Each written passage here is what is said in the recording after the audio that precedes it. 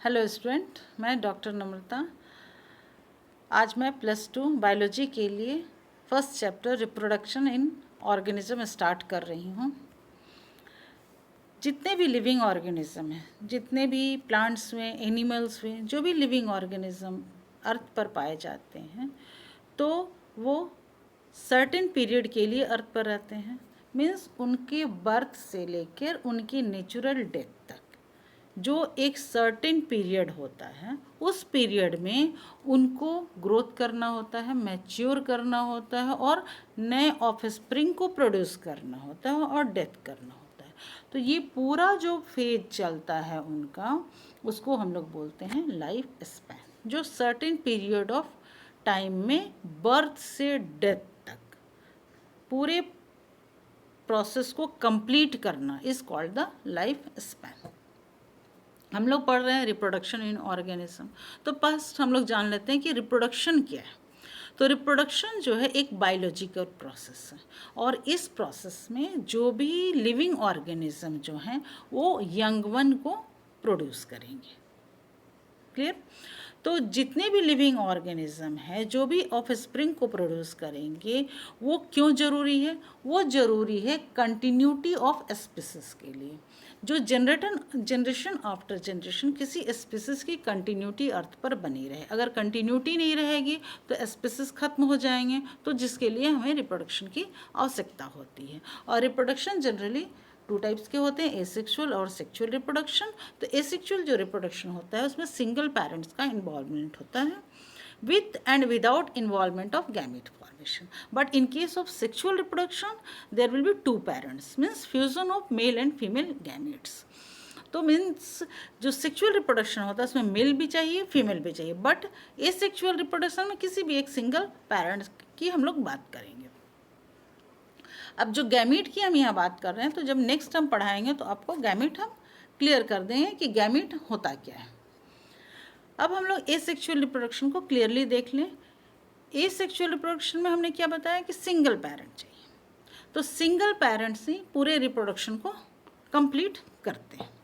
दूसरा, सिंगल अगर पेरेंट हैं तो जैसा पेरेंट रहेगा वैसे ही ऑफस्प्रिंग बनेगा, उनका जो वो प्रोड्यूस करेंगे वही होगा। तो इसमें होता क्या है कि एग्जैक्ट कॉपी बनता है, जिस तरह के पेरेंट रहते हैं उनकी एग्जैक्ट कॉपी यहाँ बनती है। थर्ड बात यहाँ है कि जो भी प्रोटिस्टा है, मोनेरा है, तो उसमें जो भी रिप्रोडक्शन होता है जनरली सेल डिवीज़न के थ्रू होता है। तो अगर सेल डिवीज़न हो रहा है तो उनका रिप्रोडक्शन हो रहा है। तो इसमें कहीं भी इन्वॉल्वमेंट हम नहीं देख रहे हैं कि 2 पेरेंट्स का हो रहा है। कुछ हैं जैसे एमीबा है, पैरामीशियम है, तो उसमें बाइनरी फिजन द्वारा रिप्रोडक्शन हो रहा है। तो कहने का मतलब है कि एक सेल जो है वो 2 सेल में डिवाइड हो जाते हैं, मीन्स बाई मीन्स 2।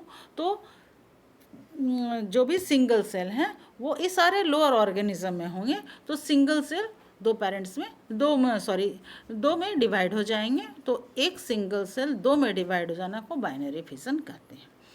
नेक्स्ट है बडिंग। तो जैसे हम ईस्ट में देखेंगे, हाइड्रा में देखेंगे, तो उसमें क्या होता है, बड का फॉर्मेशन होता है, मीन्स अनइक्वल डिवीजन। जैसे बाइनरी फिजन में होता है क्या, इक्वल डिवीजन हो गया, और जो बडिंग जो प्रोसेस है वो अनइक्वल डिवीजन होगा। तो उसमें बड निकला, बड उसको फेवरेबल कंडीशन मिला और वो बड न्यू ऑफस्प्रिंग को जनरेट कर देगा। उसी तरह जैसे एल्गी है तो उसमें एसेक्सुअल रिप्रोडक्शन जूस्पोर के द्वारा होता है। फंगस है पेनिसिलियम, उसमें कोनिडिया के द्वारा होता है। स्पॉन्जेस में गेम्यूल्स के द्वारा होता है। तो इसको हम लोग यहाँ ड्राइंग से देख लेते हैं कि देखिए ये है हमारा इसमें कैसे रिप्रोडक्शन हो रहा है। ये सिंगल सेल ऑर्गेनिज्म है। इसमें यहाँ देखिए बडिंग हो गया, अनइक्वल डिवीज़न हो रहा है, और ये बड जो है सबस्ट्रेटम पर जैसे ही गिरेगा, फेवरेबल कंडीशन जैसे ही मिलेगा, वो न्यू ऑफस्प्रिंग को जनरेट करेगा। नेक्स्ट हम देख रहे हैं,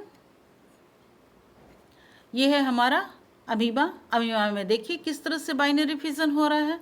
एक अमीबा यूनिसेलुलर अमीबा है और ये अमीबा 2 में डिवाइड हो गया। तो इस पूरे प्रोसेस को हम बोलेंगे बाइनरी फिजन। नेक्स्ट है हमारा देखिए एल्गी में जूस्पोर के थ्रू हमारा रिप्रोडक्शन हो रहा है, एल्गी में जूस्पोर के थ्रू रिप्रोडक्शन हो रहा है। ये फंगस है पेनिसिलियम, इसमें एक कोनिडिया है, जैसे ही सबस्ट्रेटम पर गिरेगा फेवरेबल कंडीशन आएगा तो न्यू ऑफस्प्रिंग को प्रोड्यूस करेगा। हाइड्रा में देखिए यहाँ बडिंग हो रहा है, ये भी न्यू ऑफस्प्रिंग को प्रोड्यूस करेगा। उसी तरह स्पॉन्जेस में ग्यूमिल के थ्रू न्यू ऑफस्प्रिंग प्रोड्यूस होता है। नेक्स्ट जो है हमारा वेजिटेटिव रिप्रोडक्शन। तो प्लांट्स में जनरली वेजिटेटिव रिप्रोडक्शन होता है, और जो भी वेजिटेटिव रिप्रोडक्शन होता है यानी वेजिटेटिव प्रोपगेशन, जो प्रोपग्यूल्स बनते हैं, प्रोपगेशन होता है थ्रू रनर के द्वारा होता है, राइजोम के थ्रू होता है, सक्कर, ट्यूबर, ऑफसेट और बल्ब के थ्रू यहाँ रिप्रोडक्शन होता है। इसे भी हम लोग देख लेते हैं कि देखिए ये जितने भी हैं प्लांट्स, इनमें एसेक्सुअल रिप्रोडक्शन हो रहा है, और सारे एसेक्सुअल रिप्रोडक्शन प्लांट्स के पार्ट से ही हो रहे हैं। क्लियर? जैसे पोटैटो में आई के थ्रू रिप्रोडक्शन होगा, इसमें राइजोम के थ्रू रिप्रोडक्शन होगा, बल्ब के थ्रू रिप्रोडक्शन होगा, ब्रायोफाइलम में लीफ जो है वो लीफ बड जो है वो रिप्रोड्यूस होगा, यहाँ ऑफसेट के थ्रू रिप्रोडक्शन हो रहा है। तो इसमें कहीं भी हमने नहीं देखा है कि जो भी रिप्रोडक्शन हो रहा है उसमें दो पेरेंट्स की बात हमने की है। प्लांट्स के किसी भी पार्ट से हमने रिप्रोडक्शन की बात की, मीन्स सिंगल पेरेंट की बात की है। तो ये जितने भी रिप्रोडक्शन थे एसेक्सुअल रिप्रोडक्शन थे, और सारे एसेक्सुअल रिप्रोडक्शन जो है सिंगल पेरेंट के थ्रू हुए थे। क्लियर?